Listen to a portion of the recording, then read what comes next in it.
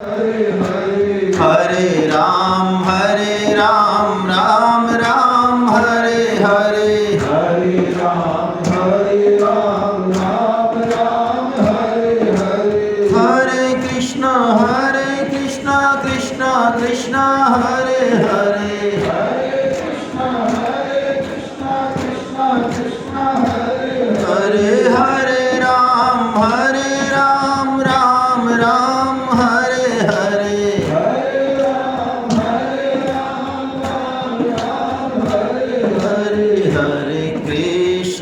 हरे कृष्ण कृष्णा कृष्णा हरे हरे, हरे कृष्णा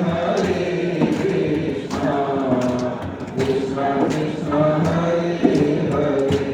हरे राम राम राम हरे हरे, हरे राम राम हरे हरे। हरे कृष्ण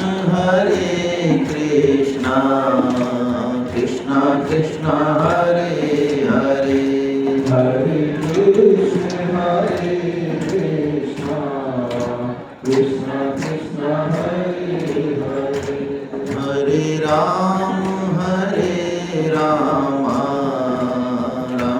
राम हरे हरे, हरे राम राम हरे हरे। वसुदेव सुतं देवं कंस चाणूरमर्दनं, देवकी परमानंदं कृष्णं वंदे जगद्गुरुं। आप सभी वैष्णव जनों के चरणों में दंडवत प्रणाम। हरे कृष्ण। भगवान श्री कृष्ण की अद्भुत कृपा कि हम मनुष्य जन्म में आकर और भगवत गीता की तरफ उन्मुख हो पाए। खुद स्वयं भगवान श्री कृष्ण ने 7वें अध्याय में ऐसा कहा कि मनुष्यानाम सहस्त्रेषु कश्चित् यदति सिद्धये यदतामपि सिद्धानाम कश्चिन माम वेत्ति तत्वतः, कि हजारों में से कोई एक मेरी तरफ चलने का प्रयास करता है, सोचता है, और ऐसे हजार में से कोई एक चल पाता है, और करोड़ों में से कोई एक मेरे को तत्व से जान पाता है। भगवान में और भगवान की वाणी में किंचित मात्र भी फर्क नहीं है। और वाणी, ये साइंस भी मानता है कि जो शब्द हैं ये अविनाशी हैं। स्वामी जी महाराज एक बहुत जबरदस्त बात कहते हैं कि हम किसी भी संत महात्मा को ऐसा नहीं माने कि वो अब नहीं है। यदि हम उनकी कही बातों को पूरी तरह से मानते हैं, पालन करते हैं, तो वो चाहे किसी भी युग के संत हैं, चाहे 1000 साल पहले के हैं, उनकी शक्ति हमारे अंदर आ जाएगी। एक सिद्धांत बताया स्वामी जी ने कि आज्ञा पालन करने वाले में आज्ञा पालक की शक्ति उतर आती है। यानी हम भगवान श्री कृष्ण की आज्ञा पालन करेंगे, हम स्वामी जी की आज्ञा पालन करेंगे, तो उनकी ताकत से काम होगा, वो हो जाएगा। ऐसे बहुत से उदाहरण हैं। जब कबीर जी आए हैं, सुखदेव जी आए हैं, मालवीय नगर में एक चरणदास जी का मंदिर है, देखा होगा आपने, वो सुखदेव परंपरा का है। तो सुखदेव जी महाराज ने बहुत ज़्यादा शिष्य, क्या शायद एक भी शिष्य नहीं बनाया, शायद सूत जी को कथा सुनाई, और तो मुझे याद नहीं आ रहा है, लेकिन चरणदास जी को उन्होंने स्वयं ने दीक्षा दी है। सुखदेव जी महाराज ने कब? अपने शरीर के धराधाम पर अप्रकट होने के भी 300 साल 400 साल बाद। तो संत वास्तव में वाणी के रूप में विराजते हैं, शरीर के रूप में तो वो थोड़ा बहुत ठीक है, रहते हैं। तो ऐसे भगवान श्री कृष्ण की वाणी से हम मुखातिब हो पा रहे हैं, इसमें कोई दोहराई नहीं है। भगवत गीता वैसे भी हम देखें तो समाज का हर क्षेत्र, हर वर्ग भगवत गीता को नमन कर रहा है। भारत ही नहीं, विदेशों में हर जगह, यानी भगवत गीता एक ऐसा शास्त्र है जिस पर जितने भी धर्म हैं, मतावलंबी हैं, यदि वो एक मत हो सकते हैं तो केवल गीता पर।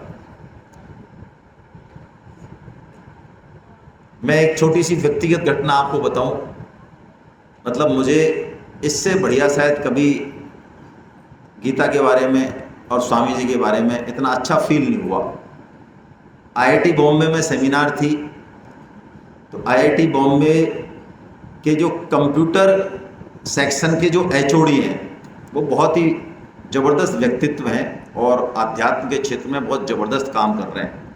हमारा तो परिचय नहीं था, लेकिन जब गीता का उन्होंने सेमिनार का रेस्पॉन्स सुना, दिन भर में कितना अच्छा, बहुत सारे बच्चों ने, 300 बच्चों ने भाग लिया दिन भर, तो शाम को उन्होंने हमें अपने क्वार्टर पे इनवाइट किया। तो हम गए। वो इस्कॉन के फॉलोअर हैं, आप सुनना, जो तत्व का अनुरागी होता है वो कैसा होता है। वो इस्कॉन के फॉलोअर हैं और वो बहुत काम कर रहे हैं, मोदी जी के भी टच में हैं कि कैसे हम स्कूलों में, कॉलेज में सनातन धर्म को, इस गीता को हम एग्जीक्यूट करें। इस पे वो काम कर रहे हैं, बड़ा प्रैक्टिकल काम कर रहे हैं, बहुत दिखाया भी उन्होंने। हाँ, उनकी धर्मेंद्र प्रधान से डायरेक्ट बात हो रही है। तो मैंने उनसे एक प्रश्न किया, बड़ा अच्छा लगा, हमें वहाँ बैठे हम 2 घंटे रहे, खूब चर्चा हुई। तो मैंने एक प्रश्न किया, मेरे मन में रहा नहीं, मैंने कि सर काम बहुत अच्छा है, लेकिन मेरे मन में एक प्रश्न है और मेरा छोटा सा अनुभव है, वो आपके सामने शेयर कर रहा हूँ, कि बताइए। मैंने कहा हम हिंदू इतने ज़्यादा इंटेलेक्चुअल हैं, और जितने ज़्यादा इंटेलेक्चुअल हैं उतने ही ज़्यादा डिवाइडेड भी हैं। और ये आज की कहानी नहीं है, ये हमेशा की कहानी है। आज 4 संप्रदाय तो वो तो बेसिक हैं हमारे, चारों के 400 हो गए, और उन 400 को सभी को ऐसा लगता है कि हमारे संप्रदाय के अलावा भगवान और कहीं है ही नहीं। तो गीता की भी इतनी टीकाएं हैं, आप गीता को यदि लागू कराना चाह रहे हो तो इस्कॉन से भी मैं जुड़ा रहा हूँ पहले। तो मैंने कहा अल्टीमेटली आप किसको फॉलो करोगे, किस टीका को फॉलो करोगे, किसको लेके जाओगे, मतलब किसका मानोगे। तो उन्होंने बड़े स्पष्ट शब्दों में कहा कि संतोष जी, यदि सर्वमान्य कोई टीका यदि गीता की है तो वो तो साधक संजीवनी ही होगी। मतलब भाई, मैं आपको कोई झूठ नहीं बोल रहा हूँ, मैं इस्कॉन में 20 साल पहले भी कई प्रभु जी से परिचय है, और उनकी फिलॉसफी में मैं कोई अन्यथा मत लेना, मैं आइडियोलॉजी उनकी जानता हूँ, वो टस से मस होने को तैयार। मतलब मेरे लिए ये बड़ा एक आश्चर्यजनक और बड़ा चौंकाने वाला था कि उतने बड़े लेवल के इस्कॉन के फॉलोअर, क्यों? क्योंकि उन्होंने साधक संजीवनी को पढ़ा है, जिया है, इसलिए कह सकते हैं। जिसने पढ़ा ही नहीं तो वो तो कुछ भी कह सकता है, वो तो कुछ भी कह सकता है। तो गीता एक ऐसा सर्वमान्य, हर क्षेत्र में हमारी हेल्प करने वाला ग्रंथ है। यदि किसी को भगवान नहीं भी है तो चलो, उसको टेंशन है घर के रिश्तों में, चलिए गीता से लीजिए। आपका फोकस नहीं हो रहा माइंड, आपको आईआईटी की तैयारी करनी, चलिए गीता पे जाइए। आपको बिजनेस चलाना है, अपने कॉर्पोरेट में रिलेशन बनाने अच्छे से कैसे टैकल कीजिए, चलिए गीता पे जाइए। यानी आपको जो चाहिए, जो भी चाहिए वो हमको गीता से मिलेगा। मैं तो कह रहा हूँ अच्छे से झाड़ू कैसे लगाना है, कपड़े कैसे लगाने, और पति को पत्नी कैसे खुश रखनी है, और पत्नी को पति कैसे खुश रखना है, ये भी सीखना है। तो ये गीता में मंत्र छुपा हुआ है भाई। आपको विश्वास नहीं हो तो पढ़ के देख लो। और हर साल हमारे पास तो 3-4 एग्जाम्पल आते हैं कि जो लगभग तलाक के वर्ज पे थे जो रिश्ते, वो गीता पढ़ के, और वो उनके बीच में तलाक तो छोड़ो, अब उनकी अंडरस्टैंडिंग, बॉन्डिंग बढ़ने लगी है। वो दोनों ही ये फील करते हैं हमारे सामने आके कि भाई वास्तव में गलती हमारी ज़्यादा थी, और ऐसा कुछ है नहीं जैसा हमने समझा था। और ये किस कारण से हो रहा है? ये गीता से हो रहा है। ये कोई ऐसा मत मान लेना कि आचार्य के कारण हो रहा है। आचार्य तो गया आचार लेने, ये तो हाँ, मैं इसलिए कह रहा हूँ हम सबको आचार करते रहते हैं, तो आचार तो क्या, आचार लेने। ये तो हो रहा है गीता के कारण और स्वामी जी की टीका के कारण हो रहा है। तो मेरा जो कहने का निवेदन है वो ये है कि चाहे हम जिस लेवल का अचीवमेंट चाहे, हमारी क्षुद्र दृष्टि है, हम तो भौतिक चाहते हैं, हम तो मैनेजमेंट चाहते हैं, हम तो पता नहीं क्या चाहते हैं, हम अध्यात्म से हमारा लेना देना नहीं है। हमको वही चीज गीता से मिलने वाली है, और मिली है और मिल रही है लोगों को। ऐसी है गीता। बताइए ऐसी गीता को हम क्यों ना जीवन में अपनाएं और क्यों ना अपनों को दें, अपने बच्चों को दें। ये पक्की बात है। भगवत गीता के डीप अंडरस्टैंडिंग में यदि कोई बच्चा जाएगा, कोई भी युवा जाएगा, कोई भी जाएगा, वो एक अच्छा पति, अच्छा नागरिक, अच्छा पिता, वो सब कुछ अच्छा साबित होगा। ये गारंटी की बात है। यदि कोई स्त्री पढ़ती है, कोई बच्ची पढ़ती है, तो वो सब कुछ जो भी रोल उसको मिलेगा वो बहुत अच्छे से उसको करेगी। ये पक्की बात है। ये क्यों? क्योंकि ये रूट बताता है। रूट आप कहेंगे आईआईटी की तैयारी भी कराती है गीता। हाँ, आईआईटी की तैयारी भी गीता कराती है, क्योंकि ये रूट की बात कर रही है ना भाई। आईआईटी में भी तो आप मन, बुद्धि, इंद्रियां, फोकस, भाग सारी चीज़ों को तो काम लोगे, तो उनका रूट क्या है वो गीता बता देगी। तो वो रूट को ठीक करती है, और रूट को ठीक करे बिना हम कितना भी स्किल लगा लें, कितना भी मंकी जंपिंग कर लें, रिजल्ट अच्छा नहीं आएगा। क्योंकि स्वामी जी कहते हैं मूल में भूल हो गई। स्वामी जी बहुत बेसिक उदाहरण देते हैं कि आपको जोड़ लगाना है और ऊपर ही आपने जो है गलत पढ़ लिया कोई शब्द, एक की जगह 4 पढ़ गए या एक की जगह 7 पढ़ गए, और फिर आप बिल्कुल परफेक्ट डिजाइन जोड़ लगा रहे हो, तो लास्ट में जोड़ सही आएगा या गलत आएगा? गलत आएगा। तो बस गीता की ये इंपॉर्टेंस है लाइफ में। मूल में भूल नहीं करनी है, सुधरना है। अब भगवान कर्म योग, ज्ञान योग, भक्ति योग ये सब बताए। अब पुनः ये गीता की एक बड़ी विलक्षण शैली है। पहले भी भगवान ने गीता में कई जगह ऐसा किया है, अब तो 18वां अध्याय आ गया है खैर, कि भगवान किसी भी सब्जेक्ट को बहुत विस्तार से बताते हैं, और विस्तार से बता के वहीं या आगे उसी सब्जेक्ट को जो बहुत विस्तार से कहा उसको बिल्कुल एकदम से कंसंट्रेट करके बता देते हैं, एक श्लोक में दे देते हैं। 6 अध्याय, एक अध्याय एक श्लोक में दे देते हैं। या भगवान ने पहले कहीं कोई बात संकेत से कही तो उसको बाद में वो एक्सप्लेन करते हैं। लेकिन ये बड़े मजे की बात है कि एक ही बात को भगवान कई बार कहते हैं, लेकिन वो रिपीटेशन नहीं है, वो कलेवर, वो फॉर्मेट बिल्कुल अलग है ना। जैसे कर्म योग को भगवान ने इतना तीसरे, चौथे, पांचवें और दूसरे इतना टाइम लगा के 6.1 जब बोला तो भगवान ने क्रक्स कर दिया एकदम। अनाश्रितम कार्यम, अनाश्रितम कर्म फलम कार्यम कर्म करोति है। 6.1 पूरा कर्मयोग को समेट देता है। अब ये तो पूरा श्लोक है। आगे भगवान ने 11वें अध्याय के 33वें श्लोक में एक श्लोक भी नहीं बोला, भगवान ने एक चरण में सल्टा दिया पूरा कर्मयोग। निमित्त मात्रम भव सभ्य साचिन, पूरा कर्मयोग आ गया। सभ्य साचिन कह दिया मतलब पूरी एनर्जी लगा दे, 100% दे दे, लेकिन अपने आप को क्या समझ? निमित्त मात्रम। ओह, पूरा कर्मयोग आ गया। ये शैली है गीता की। तो बस ये 18वां अध्याय अब कुछ अलग ही कलर का है। आचार्यगण जो आचार्य चरण कमल है हमारे संप्रदायों के, सबने 18 अध्याय को बहुत विलक्षण कहा, और चैतन्य महाप्रभु ने तो इस 18वें अध्याय को बड़ा रहस्यमय कहा। रहस्यमय कहा।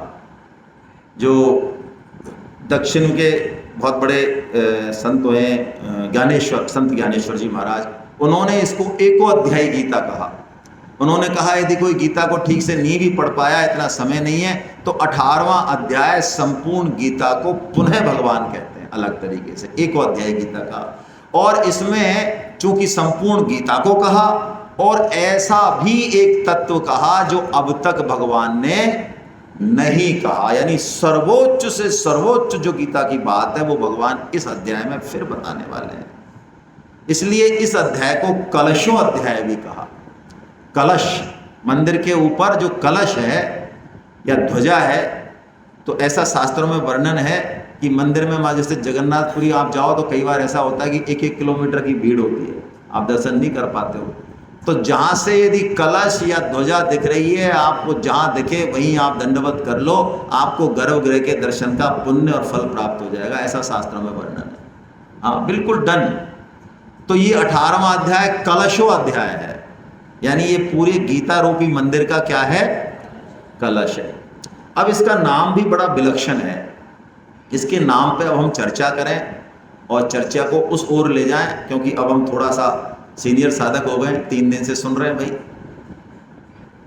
तो भगवान भी अब उस लेवल की बात कर रहे हैं अब हमसे। तो उस अध्याय का नाम है मोक्ष संन्यास योग।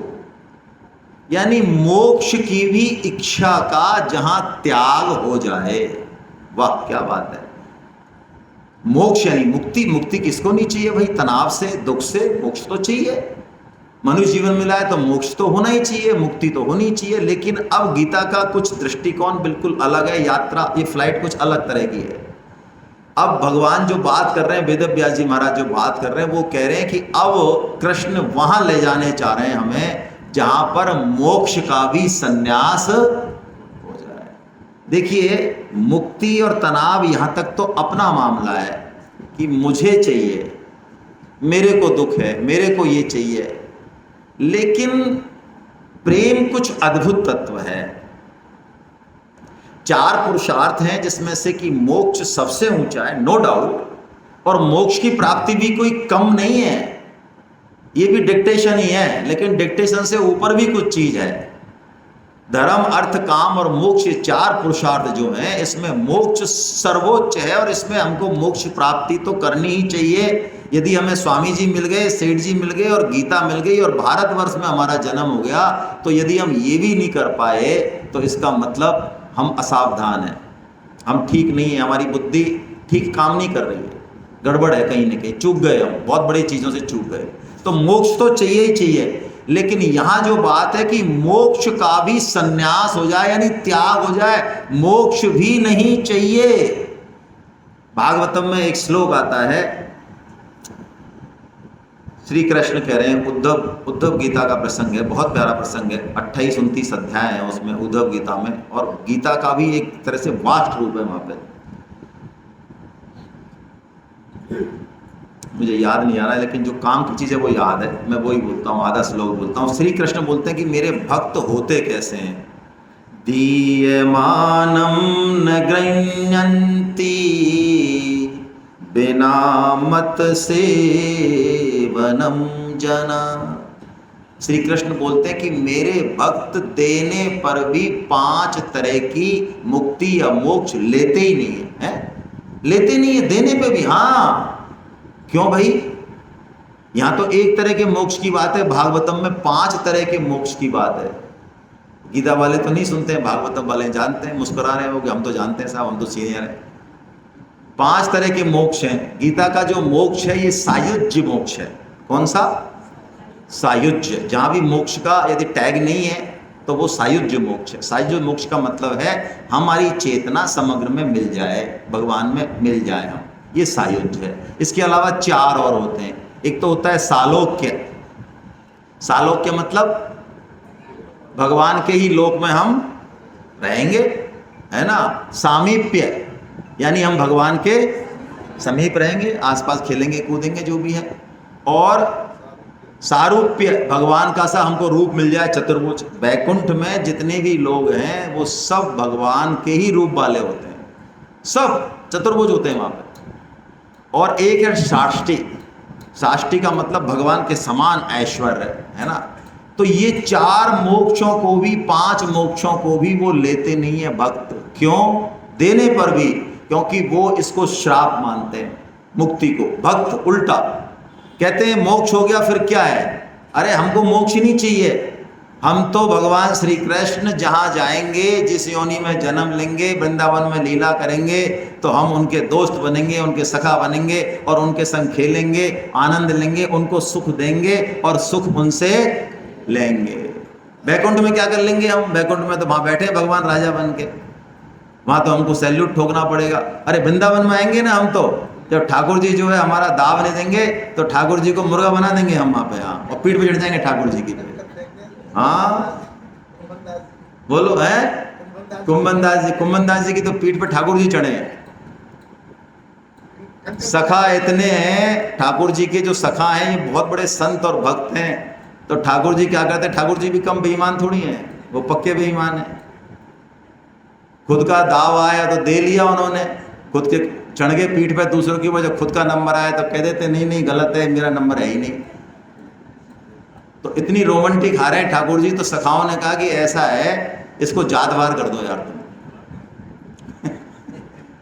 तो ठाकुर जी को जातवार कर दिया सखाओं ने कि ऐसा है, कोई मत बोलो इससे, इसको मत तो खिलाओ और ना इससे कोई बोलो, ये नंद का छोरा है, बहुत बड़े अपने आप को मठाधीश मान रहा है, आउट करो इसको अपने गेम से। अब ठाकुर जी चुपचाप टुकुर टुकुर टुकुर टुकुर अकेले बैठे बेचारे। अब उनका मन लगे क्या? आखिर में ठाकुर जी आए, थोड़ी सहलाई उनकी कि भैया तुम कहोगे तो गधा बनूंगा, तुम कहो तो घोड़ा बनूंगा, बोलो क्या करना है, सब काम करूंगा मैं। तो ऐसा आनंद इन भक्तों को चाहिए। ये कह रहे हैं यदि भगवान हमें मनुष्य योनि दें, नरक में भेजें, कलयुग में भेजें, कहाँ भी भेजें, हमें कोई दिक्कत नहीं है। हमको तो भगवान के साथ रहना है, उनके लीला में सहयोग देना है, भगवान को भी सुख देना है। ये है मोक्ष संन्यास योग। और इसको शास्त्रों में पंचम पुरुषार्थ कहा। 4 पुरुषार्थ की बात तो हो गई, ये तो लौकिक है। 4 पुरुषार्थों से भी आगे पंचम पुरुषार्थ है। जो गीता का साधक है वो 4 पुरुषार्थ पर रुकता नहीं है, यात्रा तो करता है लेकिन रुकेगा नहीं। क्यों? क्योंकि ये हमारी अंतिम उड़ान नहीं है। हम सबकी जो अंतिम उड़ान है वो है प्रेम।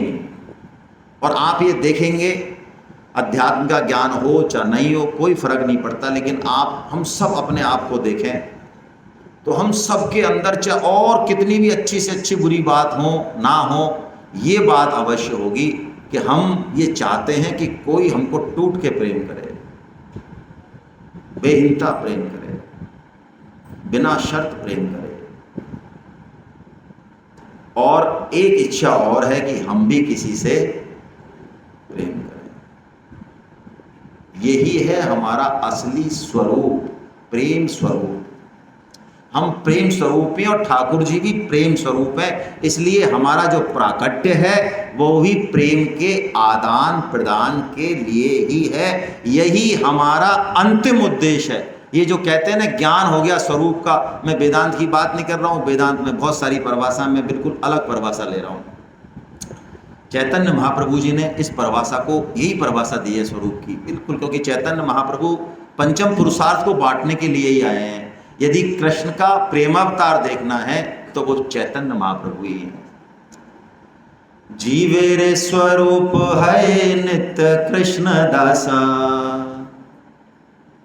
जीवे रे स्वरूप है नित्य कृष्ण दासा, कृष्ण रे तटस्था शक्ति भेदा भेद प्रकाशा। चैतन्य महाप्रभु कह रहे हैं जीव का जो स्वरूप है, जीवे रे स्वरूप है नित्य कृष्ण दासा। ओहो, जीव यानी हम सब कृष्ण के क्या हैं? बहुत फर्क है, ध्यान रखना। अब बिल्कुल अलग बात हो रही है। वेदांती कहता अहम ब्रह्मास्मि, मैं ही ब्रह्म हूं, मेरे में और कृष्ण में कोई फर्क नहीं ना। वैष्णव ये सिद्धांत नहीं मानते। हाँ, गुणात्मक रूप से हम ब्रह्मी हैं, कोई समस्या नहीं है, लेकिन हम कृष्ण की सेवा के लिए बने हैं। क्यों? क्योंकि हमारा जो सर्वोच्च सुख है, सर्वोच्च सुख वो कृष्ण सेवा में ही है। कृष्ण की सेवा होगी, कृष्ण की प्रसन्नता होगी तो हमारे जीवन में अपार आनंद और खुश बरसेगा। और कृष्ण की सेवा, कृष्ण के आनंद की यदि हमें परवाह नहीं है तो ये मान लें फिर हम कभी सुख को प्राप्त नहीं कर पाएंगे। तो जीवेर स्वरूप है नित्य कृष्ण दासा। और दास का काम क्या है? दास का काम ही है कि स्वामी जो है उसका इष्ट है, उसकी क्या करे। और सेवा का मतलब क्या होता है? आज्ञा पालन। सेवा का मतलब क्या होता है? और नाभाजी महाराज जिन्होंने भक्तमाल लिखा, बहुत जबरदस्त ग्रंथ है, उसमें उन्होंने सेवा की एक परिभाषा दी, बड़ी लंबी चौड़ी। बस मैं एक सेंटेंस बोल रहा हूँ छोटा सा, ये हम समझ लें कि सेवा क्या है। रुचि ले सुचि सेवा करे और सेवक कहिए सोए। क्या कह रहे हैं? सेवक कौन है? सेवा क्या हुई? रुचि ले सुचि सेवा करे। अब आप देखिए ये हमारे सबके रिलेशन में भी काम करेगा, सब पे ही काम करेगा ये, क्योंकि हम सब सेवा करते ही हैं। हम सब सेवा करते हैं। आप ये मत कहना मैं सेवा नहीं करता या नहीं करती, बहुत बड़ा झूठ है ये। हम में से कोई भी व्यक्ति ऐसा हो ही नहीं सकता कि वो सेवा, हम सेवा करने के लिए ही बने और सेवा ही करेंगे। ये अलग बात है कि जिसकी करनी चाहिए चाहे उसकी नहीं करें। तो हो सकता है हम जो है अपने शरीर की करें, हो सकता है कुत्ते बिल्ली की करें, लेकिन करेंगे अवश्य। सेवा हो सकता है ठीक व्यक्ति की और ठीक तरीके से नहीं हो रही हो, लेकिन सेवा तो बाय डिफॉल्ट है ही, कर ही रहे हैं। लेकिन सेवा हम कैसे करें? तो कह रहे हैं कि सेवा में रुचि और शुचि, ये दो चीज होनी चाहिए, तब सेवा हो जाएगी। चाहे कोई संबंध हो, पति पत्नी का हो, भाई भाई का हो, बहन किसी का भी हो। एक तो सेवा में प्रीति होनी चाहिए। यदि सेवा करके आनंद दुगना नहीं हुआ, और सेवा करते समय और जब सेवा स्वामी स्वीकार कर रहे हैं उस समय यदि अंदर आनंद नहीं हुआ, प्रीति नहीं हुई, तो इसका मतलब हमारी सेवा नहीं, भजन है फिर।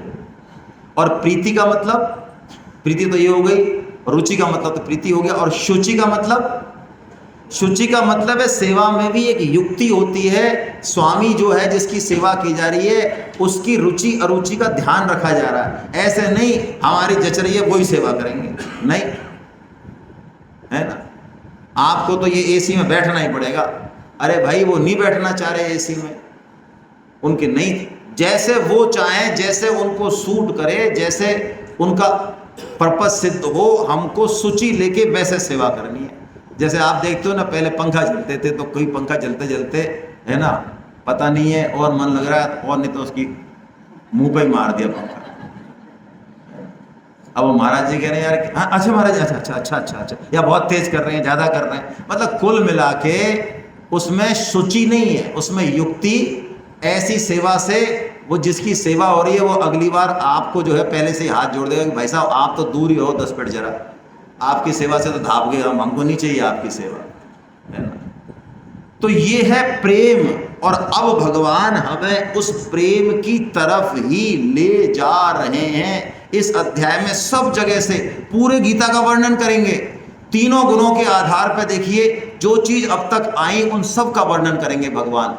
ज्ञान, कर्म, कर्ता, कर्म कितने तरह के बताएंगे भगवान, बुद्धि कितने तरह की है बताएंगे भगवान, धृति कितने तरह की है बताएंगे भगवान, यज्ञ, तप, सब चीजों का वर्णन करेंगे भगवान। सुख कितने तरह का ये भी भगवान बताएंगे। हम जो कर्ता बनते हैं, कर्ता कितने तरह का ये भी भगवान बताएंगे। इन सब से बताते बताते बताते बताते भगवान कहीं ले जाना चाह रहे हैं हमको। हमें बस दृष्टि वहां टिका के रखनी है, फंसना नहीं है बीच में।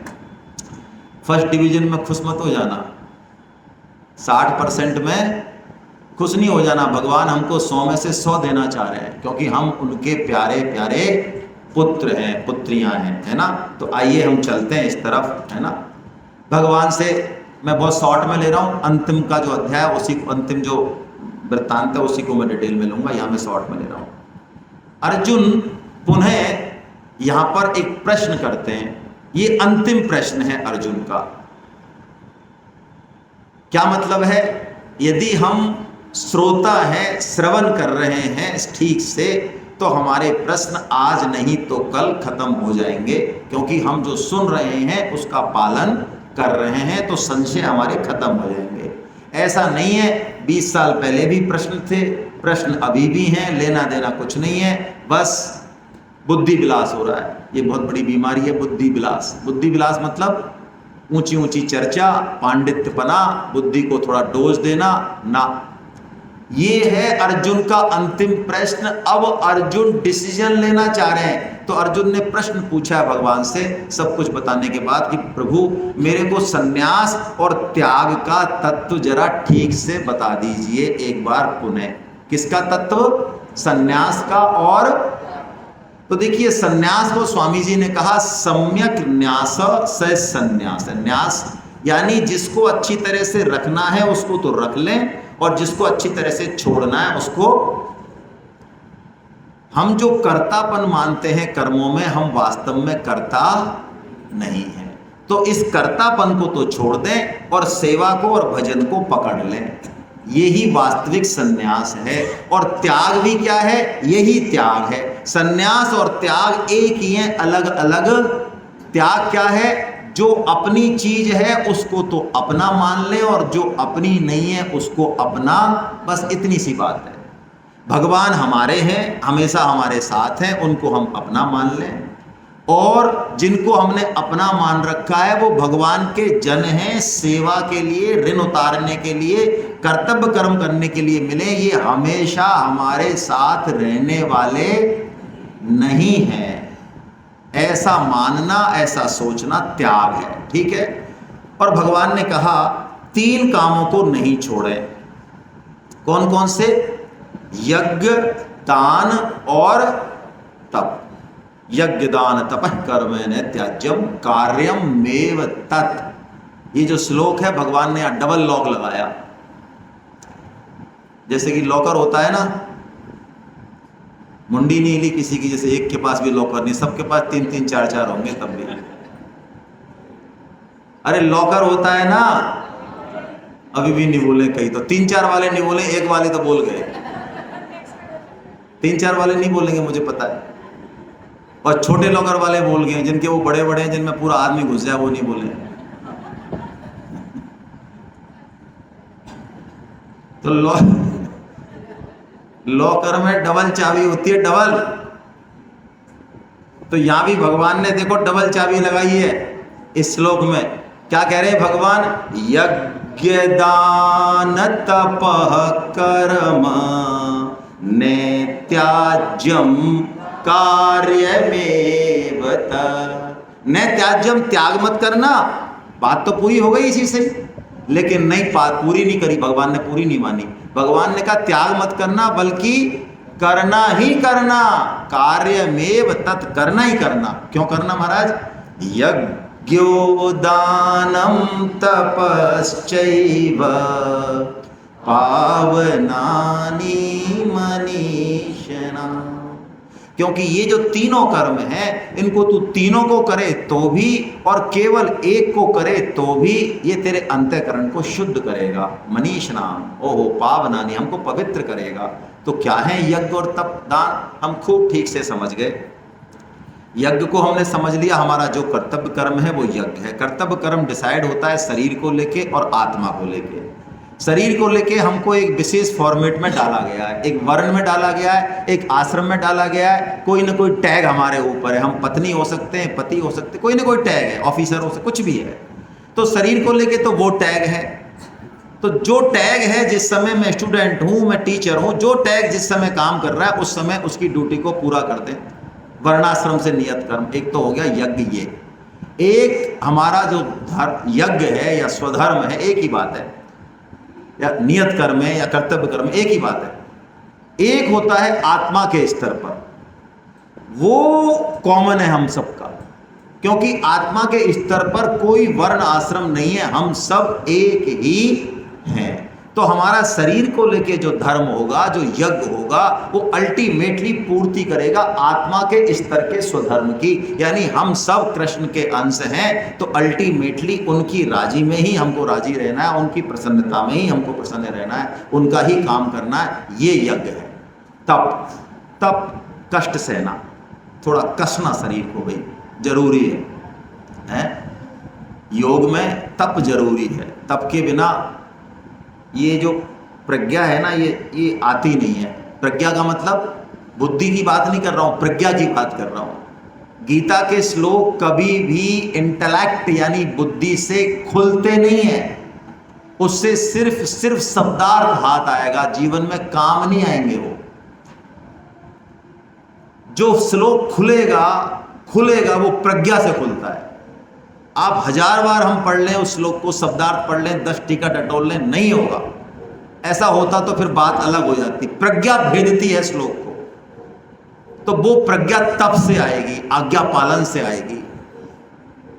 जैसे कि कर्ण अर्जुन से ज्यादा वीर है तीरंदाजी में, बहुत ज्यादा वीर है, लेकिन आप देखते हो कर्ण को एक श्राप लगा हुआ है। क्या?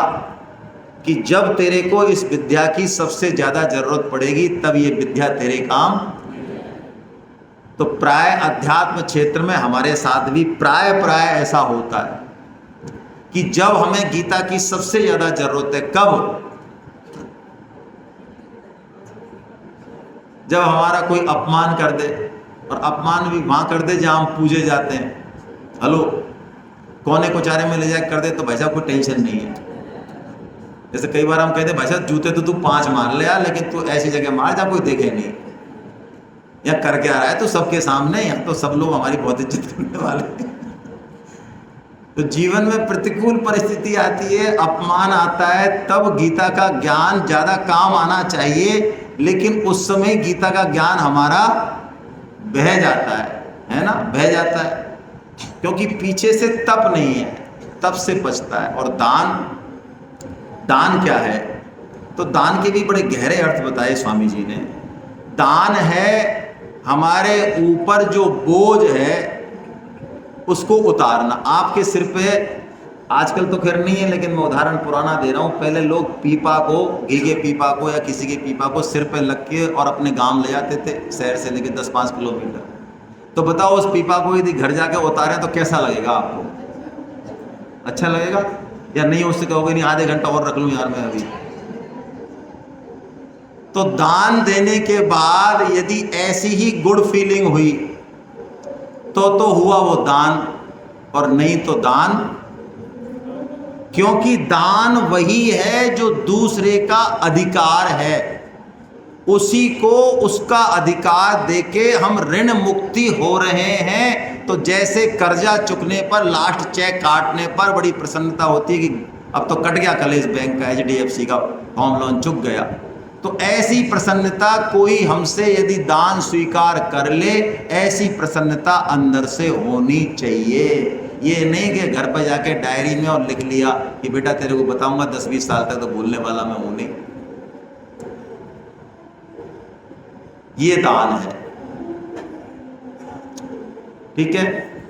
अब आगे चलें। अब भगवान कह रहे हैं कर्म, कि हमको कर्म जो करना है वो कैसे करना है, क्योंकि कर्म वो सीमेंट है जिसने हमको जकड़ रखा है यहाँ पे। सबसे इंपॉर्टेंट कर्म ये है, इसलिए कर्म को कहा इंपॉर्टेंट। वास्तव में कर्म सबसे इंपॉर्टेंट नहीं है, लेकिन चूंकि इस भौतिक स्तर पर जो हमारा ये बंधन है, इसमें ये बंधन सीमेंट जो है ये कर्म का ही है, इसलिए कर्म को ठीक करना जरूरी है। इसलिए तुलसीदास जी ने भी कहा कर्म प्रधान विश्व करे राजा, जिसको हम प्राय कहते हैं अरे कुछ नहीं है भक्ति भक्ति प्रेम प्रेम, कर्म है कर्म कर्म कर्म।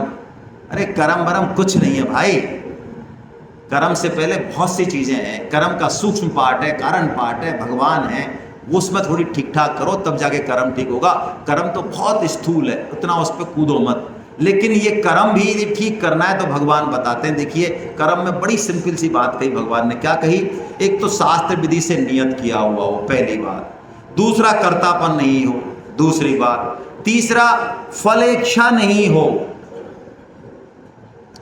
यानी कर्म से क्या मिलेगा, मिलेगा तो अवश्य, ये तो पक्की बात है, लेकिन भगवान के विधान पे विश्वास हो।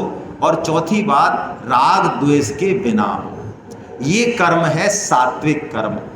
अब एक बेसिक चीज हम देख लें सार रूप में, कि भगवान ने हर चीज के 3-3 विभाग किए, क्योंकि इस प्रकृति त्रिगुणमयी है। भगवान ने कर्म बताया तो सात्विक कर्म बताया, फिर राजस कर्म बताया और फिर तामस कर्म बताया। ज्ञान बताया तो भगवान ने कहा ज्ञान भी सात्विक होता है, राजस होता है, तामस होता है।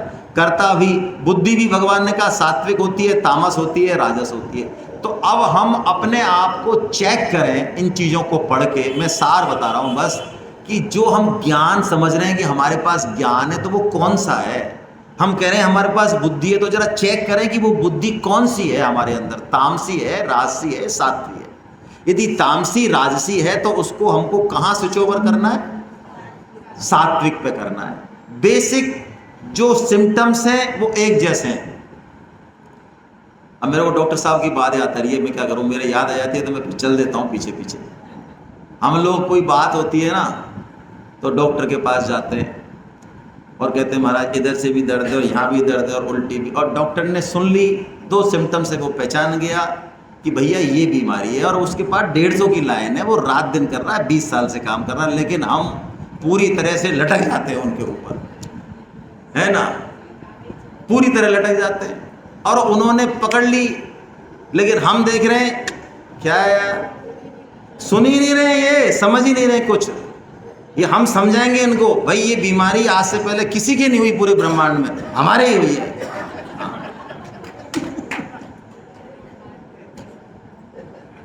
तो लक्षण जो है वो बिल्कुल कॉमन है, ऐसे ही कोई चीज ज्ञान कर्म कर्ता धरती बुद्धि यज्ञ तप दान वगैरह चेक करने तो जो बेसिक सिम्टम्स है वो कॉमन है, उससे पता चल जाएगा ये तो है सात्विक, ये है राजस और ये है तामस। तो हम बस उस बेसिक सिम्टम्स को देखेंगे, अलग अलग देखने की जरूरत नहीं, और फिर सीधा जो है सुख पे चलेंगे। सात्विक क्या है? सात्विक वो है कि जिसमें आसक्ति नहीं है, ड्यूटी के रूप में किया जा रहा है वो, है ना, बिना फलेच्छा के है, जैसा कि इसमें बताया। राजस में क्या है? और पूरा विवेक और विवेक के साथ है। राजस में क्या होगा? कोई ना कोई कैलकुलेशन होगी, आसक्ति होगी, है ना, और दूसरे का नुकसान भी हो सकता है उसमें, यदि खुद का फायदा हो, ऐसी वृत्ति भी हो सकती है, चाहे बुद्धि हो, चाहे कोई हो, ज्ञान हो, चाहे कुछ भी हो। तामस क्या करेगा? तामस को तो कुछ होश ही नहीं है, ये तो ऐसा बावड़ा है, इसको तो यही पता नहीं है, ये बीच में साइकिल खड़ा कर देगा, गलत पार्किंग कर देगा, और इससे कहो तो इसको 5 मिनट तो इसलिए चाहिए कि इसको समझाओ कि तैने कुछ गलत किया है, तब भी जरूरी नहीं है कि उसके समझ में आए कि मैंने कुछ गलत किया और मेरी वजह से इतने लोगों को समझ, पहले तो उसको प्रूव करने में आपकी जिंदगी खर्च हो जाएगी। ये कौन है? ये तामस है। ये बीच में खड़ा हो जाएगा, जैसे मान लो यहाँ पे एक गेट खुल रहा है, तो ये बीच में खड़ा हो जाएगा, अपने दोस्त से बात कर रहा है, किसी से भी कर रहा है, इसको ये पता नहीं है कि 40 मिनट में भोजन करके वापस आना, और ये 150 लोग हैं, है ना, मेरे को लोग टक्कर दे दे के जा रहे हैं, मैं हट जाऊं तो ये तरीके से निकल जाए, उसके कतई समझ में नहीं आएगा। और उसको कहोगे तब भी उसके कोई जू रहेंगे, कोई जरूरी नहीं। यानी आसपास के परिवेश से कब क्या कैसे करना चाहिए, इन भाई साहब को कोई लेना देना ही नहीं है। ये तामस है, तामस गुण इनका बड़ा हुआ है। ठीक है, अब हम सीधे सुख पे चलते हैं। क्या हो गया? हाँ, देखिए सुख को हम डिस्कस क्यों कर रहे हैं? क्योंकि ये सारी चीजें जो है ना, हम कोई भी जो कर्म करते हैं ना, वो हम अल्टीमेटली करते हैं सुख के लिए। हम बिजनेस करें तो, नौकरी करें तो, यहाँ तक कि गीता भी हम इसलिए पढ़ते हैं बहुत लंबे समय तक कि यार आनंद आ रहा है, आनंद।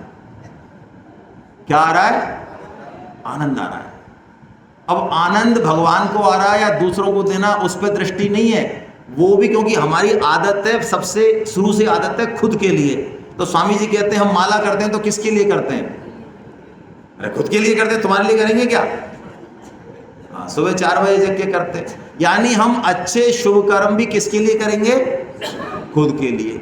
तो ये सुख लेने की जो वृत्ति है, ये हमारे अंदर बहुत कूट कूट के भरी है। तो भगवान ने कहा इस एक को ठीक कर दो, एक चाबी को। जैसे घड़ी में, हाथ घड़ी आपने कभी खोली हो पीछे से, तो उसमें बहुत सारे चक्के होते हैं, कई सारे चक्के होते हैं ना, तो वो जो घड़ी वाला है उसके पास ले जाओ तो वो एक चक्के को थोड़ा सा ठीक करता है, उसके बाद वो सारे चक्के चालू हो जाते हैं। ऐसे ही यदि हमने यहाँ इस चक्के को ठीक कर दिया, किसको? इस सुख को, हमारे ये ज्ञान कर्म कर्ता बुद्धि धति यज्ञ, ये सारे चक्के घूमेंगे, अपने आप घूमेंगे, अपने आप। जैसे कि मैं आपसे कहूँ, आप ये प्रण कर लो कि यार मेरे को चाहे कुछ भी हो जाए, 4 से और 4:30 के बीच में उठना है और भगवान का भजन करना है, 16 माला करनी है। आप करके देखो, अब आप 2 बजे सो सकते हो, आप रात को भारी खाना खा सकते हो। आप देखो तो सही, आप एक आदत सुधारो, एक चक्का ठीक करो बस पूरे सर्किट का, छोड़ दो बाकी को। अल्टीमेटली महीने 20 दिन में आपको समझ में आ जाएगा कि यार इस चक्के को चलाने के लिए ये बाकी भी जो है इस तरह से चलेंगे, यानी एक चक्के से पूरी सेट हो जाएगा सिस्टम। तो ये सुख वही चक्का है। तो ये सुख 3 तरह के हैं। कौन कौन से? वही सात्विक, राजस और तामस। तो अभी हम जो सुख लेते हैं या जो आदत पड़ी हुई है हमारी जन्मों जन्मों से, वो राजस सुख को लेने की आदत पड़ी हुई। राजस सुख का मतलब संसार के विषय भोगों में आनंद, वो राजस सुख है। संबंधों से आनंद, पद से आनंद, सब चीज से आनंद, वो राजस सुख है। लेकिन भगवान कुछ बात कह रहे हैं राजस सुख के बारे में, बड़ी जोरदार बात है, इसको हम थोड़ा देखें। पहले मैं नीचे वाला श्लोक ले रहा हूं। यत्तदग्रे विषमेवा परिणामे अमृतोपमं तत्सुखम्।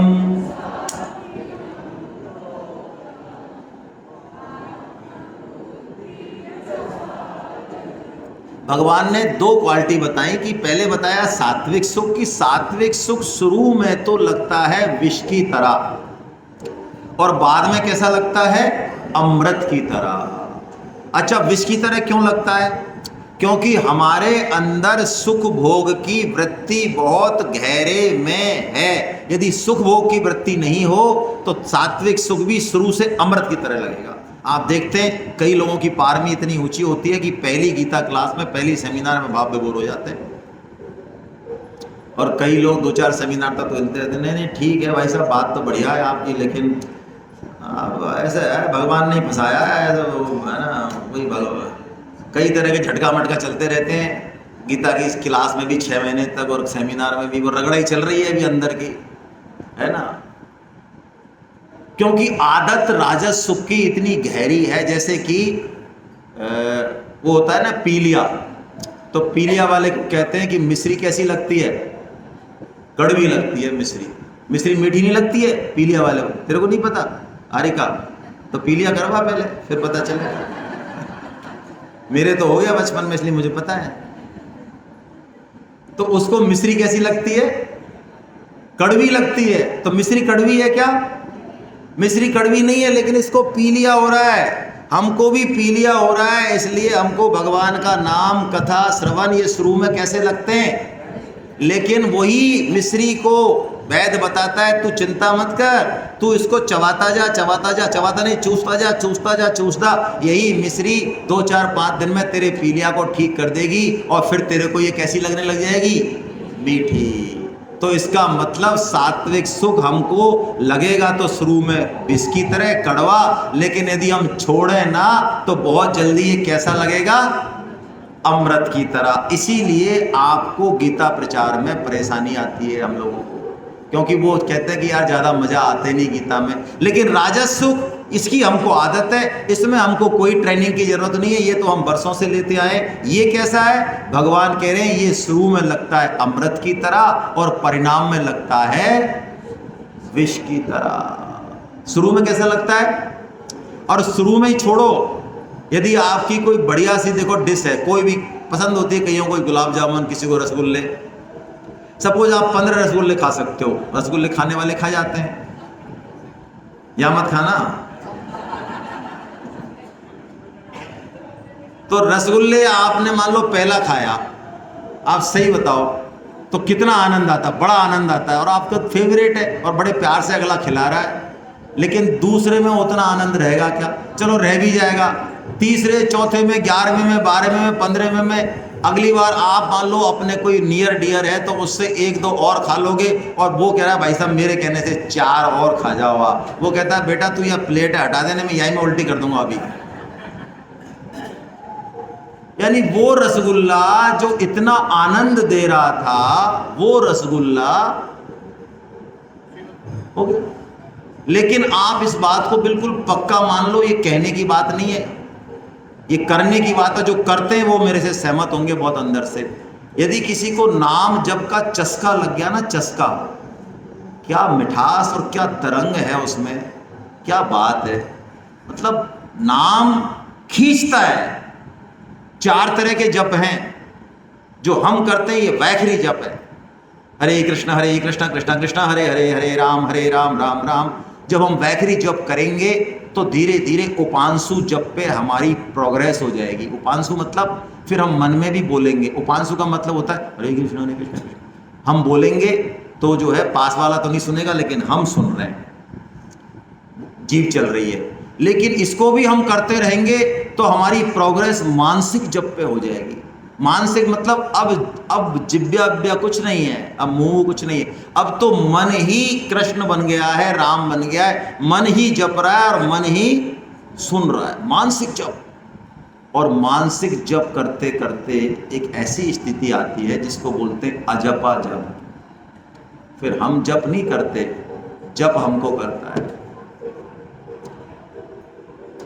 अर्जुन जब भीष्म जी ने प्रतिज्ञा की कि कल मैं खत्म कर दूंगा पांडवों को, तो कृष्ण को चिंता लगी। भगवान श्री कृष्ण जो है कैंप में गए, अर्जुन के कैंप में कि कल की मैं प्लानिंग करूं, तो भाई साहब खर्राटे ले रहे।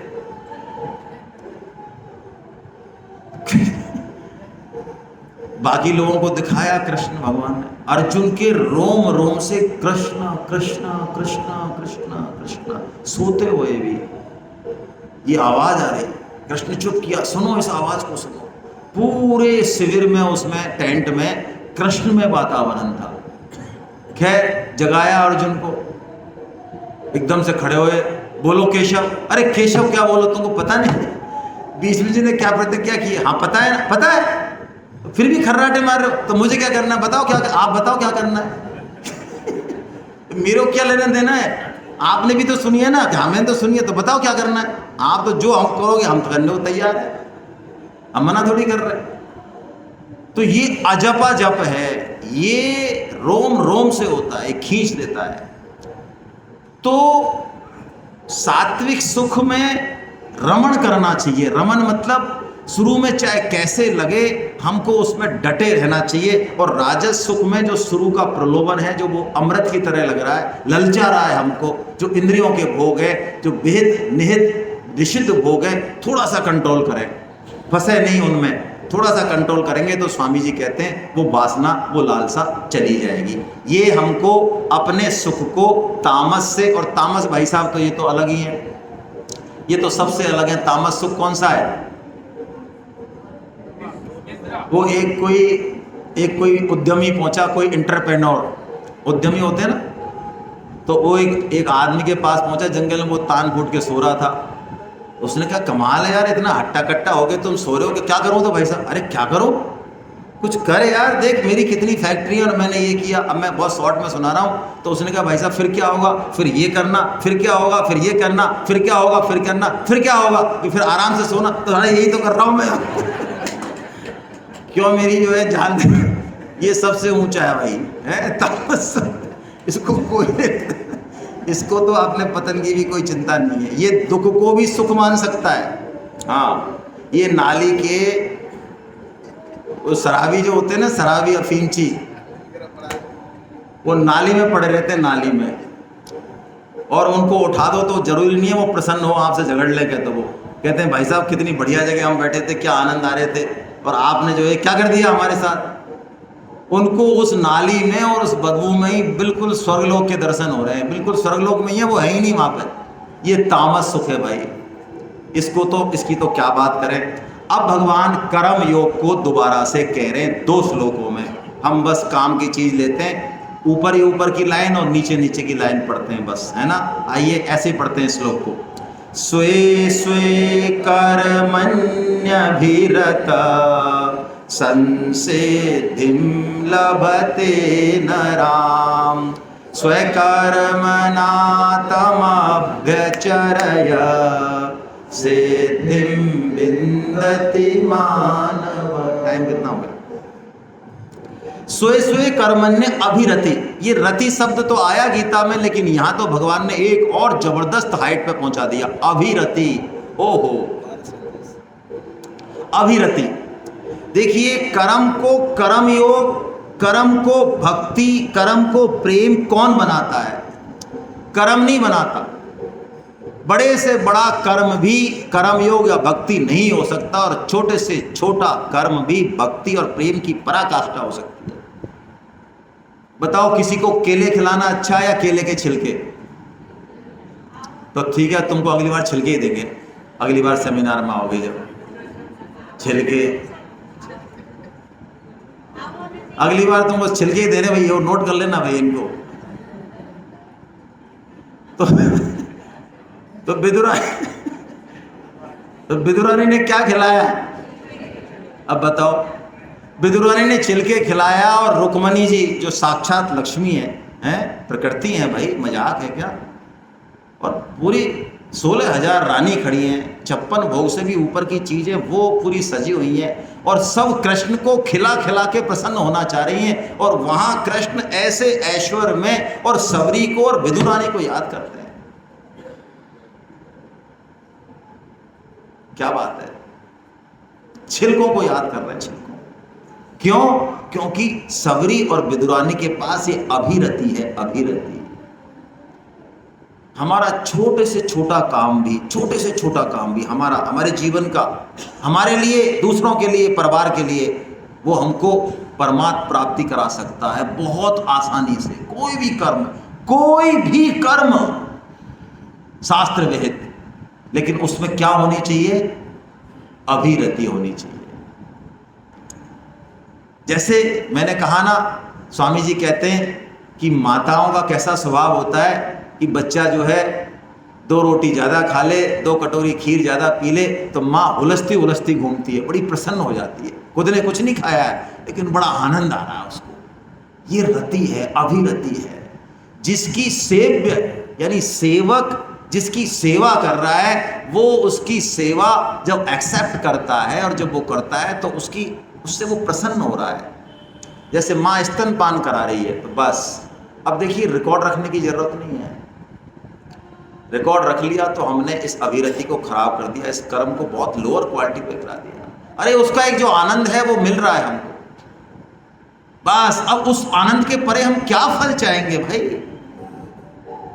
अरे आप सोचो, केवट हैं भगवान श्री राम उतर के पार और कहते हैं इसको उतराई देनी है, लेकिन दें कहां से? फक्कड़ बाबा है भाई। सन्यास लिया है कोई? हमारी तरह तो सन्यास लिया नहीं है कि सन्यास लेके भी ऐसा करते हैं यार, क्रेडिट कार्ड को तो धन लेते हैं जेब में। हाँ, क्या भरोसा है इनका।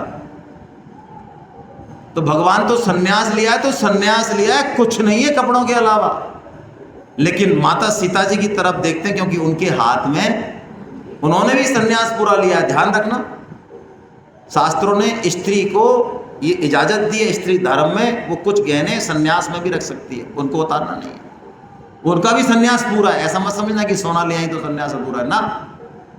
तो भगवान सिर्फ दृष्टि करते हैं, सिए पिए हिए की जानन हारी,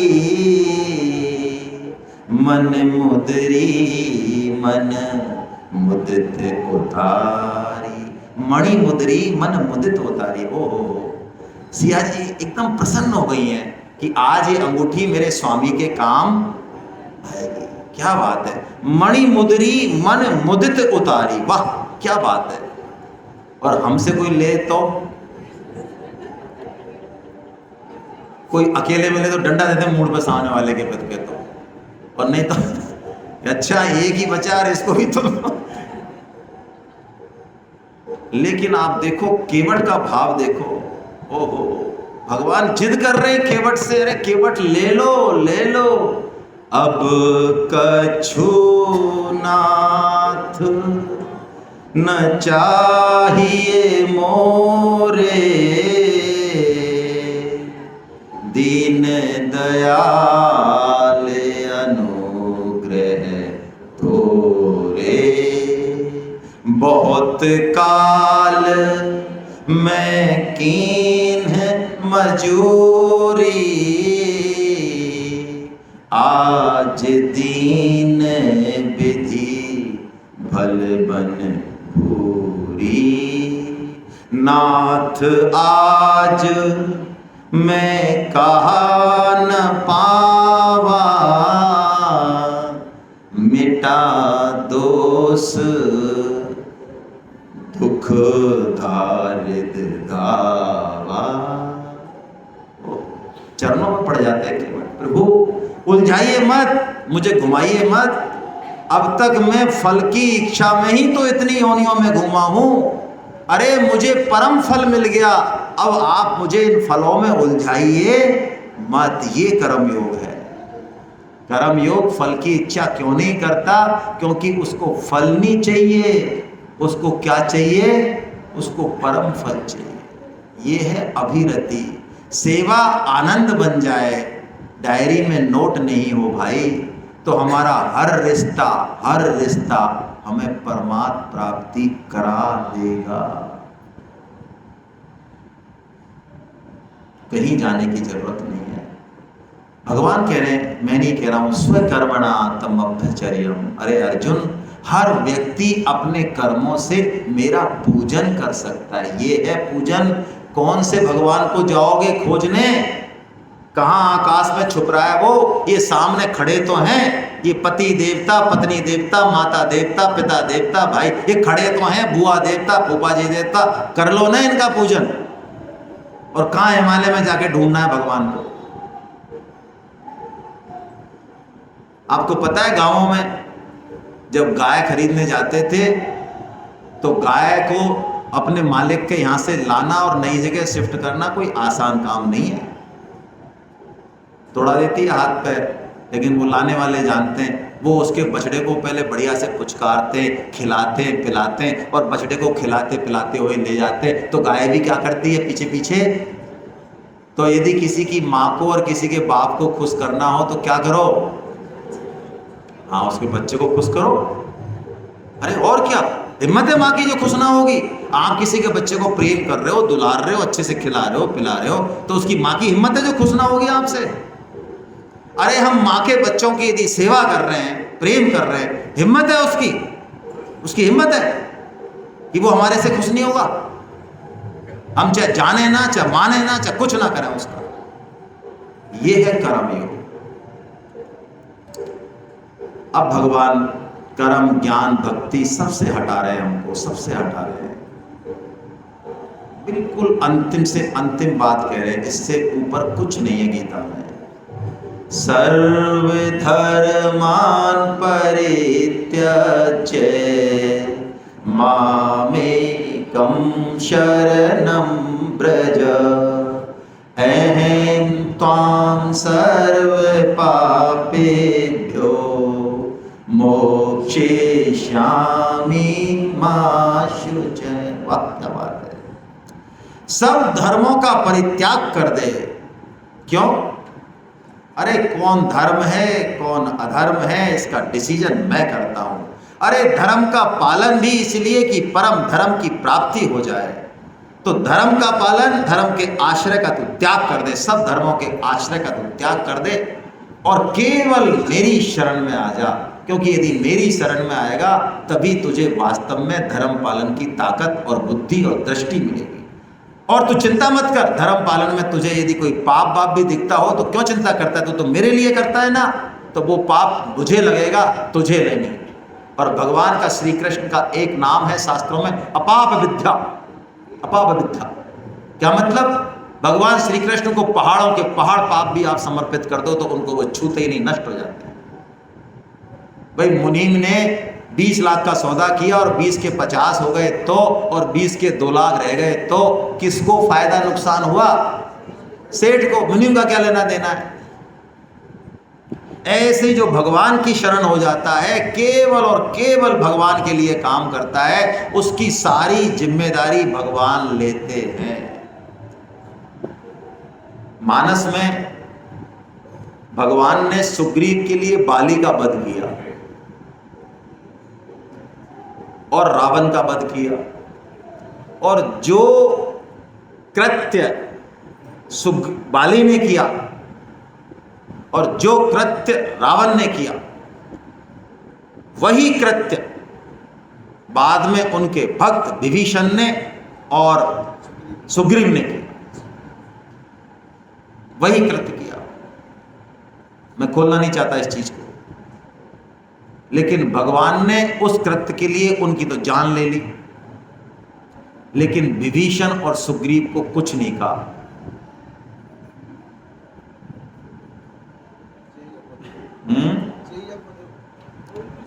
जेहि अघ बधहु व्याध जिम बाली, पुनि सुकंठ सोई कीन को चाली। राजसभा भेरत तूत विभीषण केरी,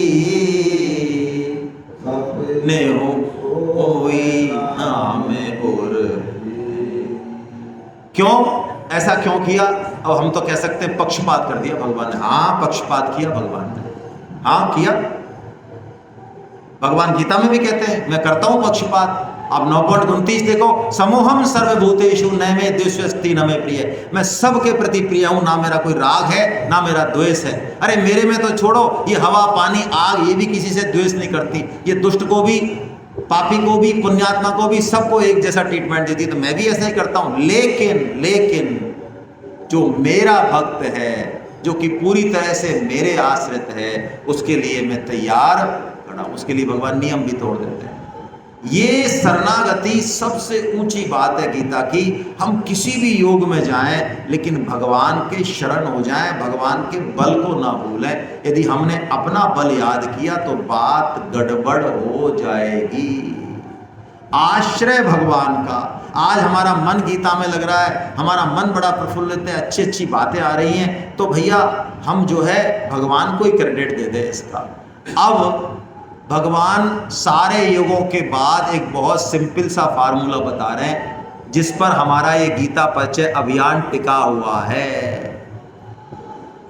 गीता प्रचार। आपको थोड़ा सा बीच में मैं डिस्टर्ब कर रहा हूं। दो काम आप कर सकते हैं चाहें तो, है ना। वैसे तो हम व्हाट्सएप बहुत चलाते हैं मोबाइल का, एक सदुपयोग कर लो आप। दो काम करने कह रहा हूं मैं। यूट्यूब आप खोलो, जिनके पास मोबाइल है उठा लो मोबाइल, यूट्यूब पर टाइप करो सर्च में गीता जीवन संगीत, GITAJIVANSANGEET। शुरू में 2 आई है, लास्ट में 2 ई हैं। खोल के टाइप करो।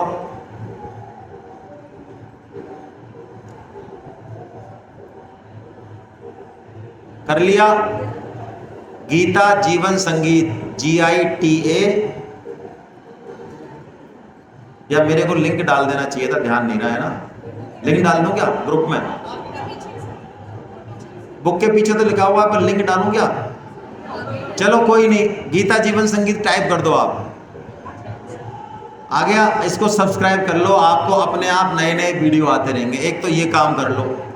एक फेसबुक पे गीता परिचय अभियान, उसको आप लाइक कर दो गीता परिचय अभियान को, तो आपके फेसबुक के जितने फ्रेंड्स हैं उन तक ये हमारा गीता परिचय अभियान का ही चला जाएगा, सेमिनार वगैरह का। उससे हो सकता है कई लोग जुड़ते हैं।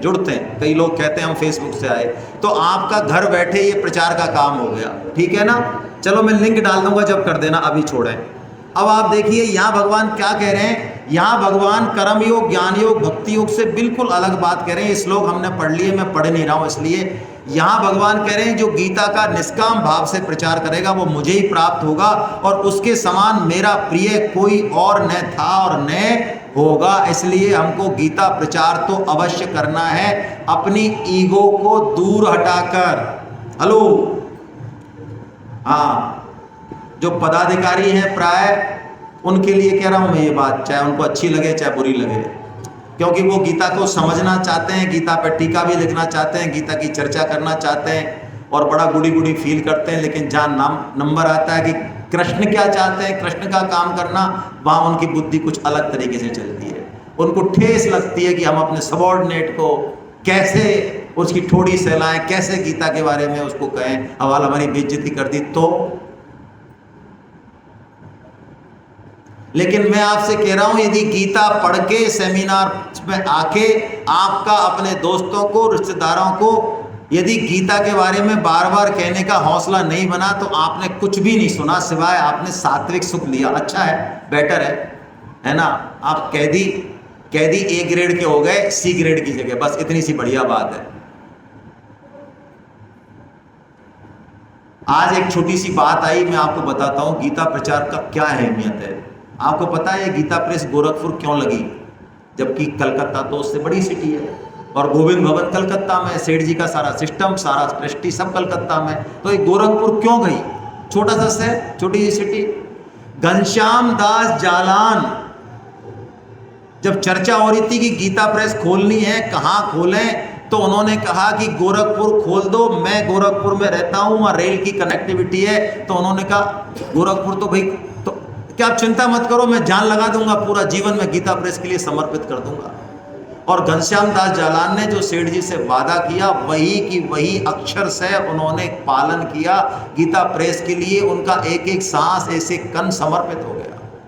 चलो ये तो हो गया। अब मैं आपको जो बात दिखाना चाह रहा हूं, आपको पता है घनश्याम दास जालान जी ने या गंगा किनारे शरीर छोड़ा था,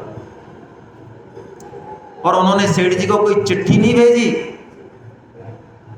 जो गीता का प्रचार करेगा उसके लिए सेठ जी, जो स्वयं भगवान के कारक पुरुष हैं, भगवान के अवतार हैं, वो चल के आते हैं और नीचे गंगा भवन गीता भवन नंबर 1 के आगे गंगा किनारे घनश्याम दास जालान के पास ही रहते हैं। और इतना पास रहते हैं, उनको भगवान का नाम सुनाते हैं, गीता सुनाते हैं, उनको एक सेकंड भी छोड़ के नहीं जाते हैं कि इसके अंतिम समय मैं साक्षात यहाँ रहूंगा। आपको आश्चर्य लगेगा जो मैं बात बताना चाह रहा हूं। सेठ जी बर्तन मंगा के बाथरूम जाते थे, पेशाब करते थे। बाथरूम के लिए भी घनश्याम दास जालान को छोड़ा नहीं उन्होंने कि मैं बाथरूम के लिए जाऊं, क्या पता पीछे से जो है इसकी। क्यों इतना किया भैया सेठ जी ने, सोचो आप। और क्या सेठ जी अब नहीं है? घनश्याम दास जालान जब जाने लगे तो उन्होंने माला उठाई और सेठ जी को पहनाने की बात की। सेठ जी कभी माला नहीं पहनते थे। तो घनश्याम दास जालान ने कहा, लोगों ने कहा माला कि साक्षात चतुर्भुज विष्णु भगवान के चतुर्भुज रूप में दर्शन हो रहे हैं मुझे। सेठ जी साक्षात चतुर्भुज रूप में उनके सामने थे और इसलिए उन्होंने माला उस समय एक्सेप्ट भी कर ली।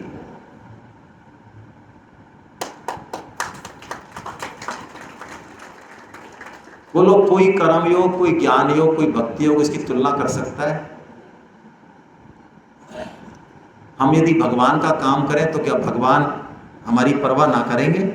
हम ना करें तब भी कर रहे हैं, लेकिन भगवान का काम करने वाले का भगवान को प्रेम बहुत विशेष मिलता है। अरे भगवान तो कहते तू गीता पढ़ रहा है ना, ये भी ज्ञान यज्ञ हो रहा है, और ज्ञान यज्ञ बड़े से बड़े परोपकार से बड़ा है।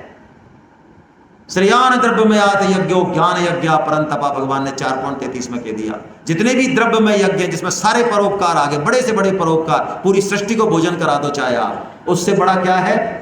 ज्ञान यज्ञ। तो गीता का ज्ञान यज्ञ है। अब भगवान अर्जुन से पूछ रहे, अरे अर्जुन तेरा मोह नष्ट हुआ कि नहीं हुआ भैया? तूने कुछ ठीक से सुना कि नहीं सुना? तो अर्जुन जो बोल रहे हैं उससे पता चलता है कि उनका मोह नष्ट। क्या कह रहे हैं अर्जुन? नष्टो मोह स्मृतिर्लब्धा त्वत्प्रसादात् मयाच्युता स्थितोऽस्मि गतसन्देहा करिष्ये वचनं तव। अब आप ये हृदय में उतार लो, मोह नष्ट हो गया, मेरे को स्मृति प्राप्त हो गई। इसकी कसौटी क्या है? इसकी कसौटी ये है, करिष्ये वचनम तवा, मैं आपकी आज्ञा का पालन। आप कहोगे युद्ध कर तो मैं युद्ध करूंगा, आप कहोगे युद्ध मत कर तो मैं युद्ध, मेरा कोई लेना देना नहीं है युद्ध करने या ना करने से। धर्म हो रहा है कि अधर्म, मेरा क्या लेना देना है? मेरे को तो आपका जमूरा बनना है। क्या बनना है हमको? जमूरे का क्या काम होता है? जमूरा कुछ भी वो बोले, हंस सरकार, अरे जमूरे इधर हंस सरकार, उसको कुछ भी बोले वो जादूगर, बस उसकी तो एक ही तान है, हंस सरकार हंस सरकार। तो हमको क्या बनना है भाई? अरे जमूरे बनने में बहुत आनंद है, बहुत आनंद है। बन के तो देखो और कृपा को अनुभव करो। ये संजय हैं जो भगवान की कृपा को अनुभव कर रहे हैं। हम गीता पे ऋषिकेश में गीता भवन में बैठे, हमारे रोंगटे खड़े हो जाने चाहिए, रोंगटे। सेठ जी के चरण चिन्ह है यहाँ, स्वामी जी की वाणी है यहाँ, भाई जी, और कितने तमाम संत आते थे। उस समय पब्लिक नहीं आती थी। इस बट वृक्ष के नीचे संतों की भीड़ होती थी। वो संत घूमे इस भूमि पे जहां बैठ के गीता सुन रहे भाई। ये कितना हजारों साधनों से जो पाप दूर नहीं होगा, वृत्ति शुद्ध नहीं होगी, वो इनसे होती है, इस कृपा से होती है। राम अवतार गोयल जी और उनकी धर्म पत्नी, उनको मैं इसलिए याद कर रहा हूं, पूरा बेचारे मन बना के आए। आप देखो फ्रैक्चर हो गया और नहीं सुन पाए। आपको क्या लगता है 3100 रुपये से सुन लेते हैं? ये संजय हैं, रोंगटे खड़े हो रहे हैं कि ओहो मेरे गुरुदेव की कृपा, भगवान श्री कृष्ण की कृपा कि मैं साक्षात सुन रहा हूं, कोई बीच में है ही नहीं। साक्षात श्री कृष्ण और अर्जुन को सुना रहे हैं। कई लोग कहते हैं भाई साहब महाभारत तो क्या है, ये जीवन है, ये शरीर कुरुक्षेत्र है, ये कृष्ण कृष्ण कुछ नहीं है, तुम ये फालतू टीन टमीरा मत बताओ, इनसे कुछ सीखो। इंटेलेक्चुअल लोग कोई गीता बीता किसी ने नहीं सुनाई। ये 700 श्लोक कोई 45 मिनट में सुनाए जाते हैं। अरे गधे की पूंछ, ये देख, ये देख, ये संजय कह रहे हैं, ये कह रहे हैं संजय, मैंने सुना है, मैंने संवादम ओ व्यास प्रसादा योगम योगेश्वरात कृष्णात कथयत साक्षात कथयत स्वयं, मैंने सुना है, मैंने सुना है। ये गवाही दे रहे हैं संजय, और इससे बड़ी गवाही क्या चाहिए भाई। और अब संजय अंतिम श्लोक बोल रहे हैं, और ये श्लोक गीता का भाई शिरमौर है, भगवान श्री कृष्ण की वाणी से ऊपर है। मैं ऐसी दृष्टता क्यों कर रहा हूँ, जानबूझ के कर रहा हूँ। कृष्ण की वाणी से ऊपर बता रहा हूँ मैं, क्यों बता रहा हूँ, मेरे मन में आ रही है। क्यों आ रही है? भगवान कृष्ण भक्त वत्सल है, शरणागत वत्सल है। वो अपने भक्तों को अपने सिर के ऊपर रखते हैं, है ना। भगत मेरे, मैं भगतन को दास, और भगत मेरे मुकुटमणि। तो ये श्लोक को मैं अपने मन से इस गीता का मुकुटमणि मानता हूँ। यत्र योगेश्वरः कृष्णो यत्र पार्थो धनुर्धरा तत्र श्रीर्विजयो भूतिर्ध्रुवा नीतिर्मतिर्ममा। जहां भगवान योगेश्वर कृष्ण है और जहां गांडीवधारी अर्जुन है, वहां पर ये चार चीज रहेंगी, रहेंगी, रहेंगी। श्री, विजय, विभूति और अचल नीति। कृष्ण तो सब जगह हैं, कमी है अर्जुन की। तो हम अपने आप को अर्जुन मान लें, बना लें, तो कृष्ण हमारे सारथी बनने को तैयार है। जैसे ही कृष्ण हमारे जीवन में आएंगे, मुख्यता से नीति यानी क्या करना चाहिए क्या नहीं करना चाहिए, बुद्धि हमारा ठीक डिसीजन लेगी। आज युवा कहते हैं हमें क्या जरूरत है गीता की। अरे भैया, डिसीजन डेली लेने पड़ते हैं, और हम कितने ही इंटेलिजेंट हों, कई बार हम डिसीजन नहीं ले पाते। अब मैं और ऊंची बात बताता हूं, हमारे सामने जो फैक्ट्स हैं, जो हमने बड़ी मेहनत से कलेक्ट किए हैं, उनसे हजारों लाखों गुना फैक्ट्स ये सब कॉन्शियस कैलकुलेट करता है, ये स्पिरिचुअल कैलकुलेट करता है। उसकी जो कैलकुलेशन होगी वो इस फैक्ट से बिल्कुल अलग होती हुई भी बिल्कुल सच्ची होगी। लेकिन उसके लिए अर्जुन बनना जरूरी है, कृष्ण को साथ रखना।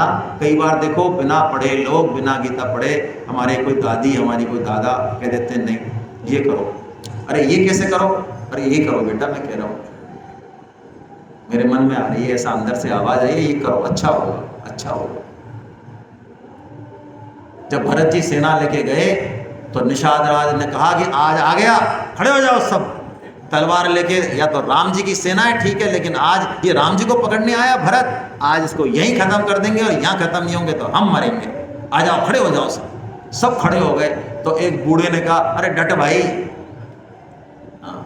डटो। बूढ़े ने कहा क्यों? अरे कि हमारे मन में ये आ रहा है कि लड़ाई नहीं होगी, हमारे मन में ये आ रहा है, तो इसलिए तुम शस्त्र लेके मत जाओ, तुम जरा भेद लेने जाओ, फिर पता चले, फिर यदि हो तो लड़ना, नहीं मत लड़ना। और जो बूढ़े ने कही वही बात सही निकली। बोलो, तो श्री मिलती है। श्री किसको नहीं चाहिए? श्री भाई, ऐसी लक्ष्मी जो नारायण के साथ आए और अपार लक्ष्मी होते हुए भी हमारी बुद्धि भ्रष्ट नहीं हो। अर्थ में 15 तरह के अनर्थ बताए भागवतम में। अर्थ यदि आएगा हमारे जीवन में तो 15 तरह के अनर्थ लाएगा, लाएगा, लाएगा। लेकिन कृष्ण का साथ है, नारायण का साथ है, तो वो अर्थ श्री बन जाएगा। विजय किसको नहीं चाहिए भाई? विभूति किसको नहीं चाहिए? बस ये सब चीज़ें मिल जाएंगी हमको। हम कृष्ण का संग ना छोड़ें। और उनका काम, हमारे नवीन गुप्ता जी ने जयपुर में एक सेमिनार का जो है उद्घाटन किया है, उनको बहुत बहुत बधाई करें। वो जयपुर में सेमिनार कराएंगे। बड़े सरल व्यक्तित्व हैं। कल चुपके से बता के गए, माइक पे नहीं बोला, कोई बात नहीं, बोल देना चाहिए, इसमें मान बढ़ाई की बात नहीं है। क्यों बोल देना चाहिए? दूसरों को प्रेरणा मिलती है भाई, हमको मान बढ़ाई थोड़ी चाहिए, बोल देना चाहिए। गोविंद जय जय गोपाल जय जय, गोविंद जय जय गोपाल जय जय राधा रमण हरि गोविंद।